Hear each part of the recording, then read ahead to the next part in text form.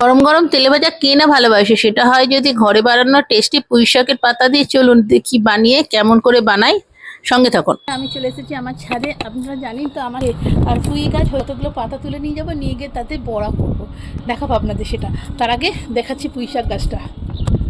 পুঁই গাছগুলো হয়েছে দেখুন, দেখতে পাচ্ছেন পাতার সাইজগুলো কি এতগুলো পাতা তুলেছি বড়া খাবে। এবার একটু নিচে যাই, কি বড় বড় পাতা দেখেছেন। নিচে এসে দেখছি এবার মুসুর ডাল বাটার সঙ্গে রয়েছে, আর তার সঙ্গে পেঁয়াজ কুচি, ধনে পাতা কুচি, লঙ্কা কুচি, আদা কুচি, রসুন কুচি আর লেবু। কেউ যদি প্রয়োজন হয় তাহলে আপনারা ডিমের গুঁড়ো করে নিতে পারেন, কিংবা পনির, নাহলে মাছের ডিমও নিতে পারেন। যাই হোক, হচ্ছে কি যে মুসুর ডালের মধ্যে পেঁয়াজ, ধনে পাতা, লঙ্কা, আদা, রসুন আর সব কুচি দিয়ে একটু লেবু রস দিলাম। এবার একটু হলুদ দিলাম ওপর থেকে, আর নুন পরিমাণ মতন। আর নুনটা সেটা যে যেরকম নেবে। আর একটু কালো জিরে দিয়ে দিয়েছি।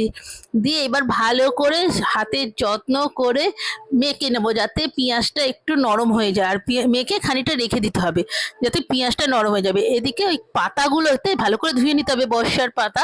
পাতাগুলোর মধ্যে ওই ডাল বাটা খানিকটা পুর নিয়ে এবার চেপে, এবার আপনারা যদি পারেন আবার ভাঁজ করে দিতে পারেন, কিন্তু বেশি মোটা হয়ে যায়, আমি তাও করেছিলাম। যতটা একটু পাতলা করা যায় সেটাই ভালো। এই করে আমি কতগুলো করে নিলাম, পাতার মধ্যে ফোল্ড করে রেখে দিলাম। এবার দেখতেই পাচ্ছেন বেশি বড় বড় পাতাগুলো। এবার নিয়েছি চালের গুঁড়ো, কেউ চাল গুঁড়িয়েও নিতে পারেন, রাত্রিরে ভিজিয়ে সকালে পেস্ট করে। তার সঙ্গে আপনি, আমি দিয়েছি ডালের বেসন আর হলুদ, লঙ্কা গুঁড়ো, হলুদ গুঁড়ো, নুন আর কালো জিরে, একটু খাবার সোডা দিয়েছি, যাতে মিক্সটা হচ্ছে কি যে একটু মচমচে হয়। এমনিতেই চালের গুঁড়োর জন্য একটু মচমচে হয়। এবার ভালো করে ব্যাটারটাকে করে রেখে দিচ্ছি। আর এদিকে কড়াতে দুটো আমার রেডি হয়ে গেল। এবার কড়াতে তেল গরম করতে দিয়েছি, সাদা তেল দিয়েছি। যে আপনার ইচ্ছে গেলে আপনি সর্ষের তেলও দিতে পারেন, কোনো অসুবিধা নেই। এবার সব কটাকে আস্তে আস্তে ওই বেসনের ব্যাটারের মধ্যে পুড়িয়ে, বড় বড় তো একটা একটা করে ছেড়ে দিতে হবে, আস্তে করে, যাতে তেল না হাতে ছিটকোয়। বাস দুটো তেলে দিয়েছি।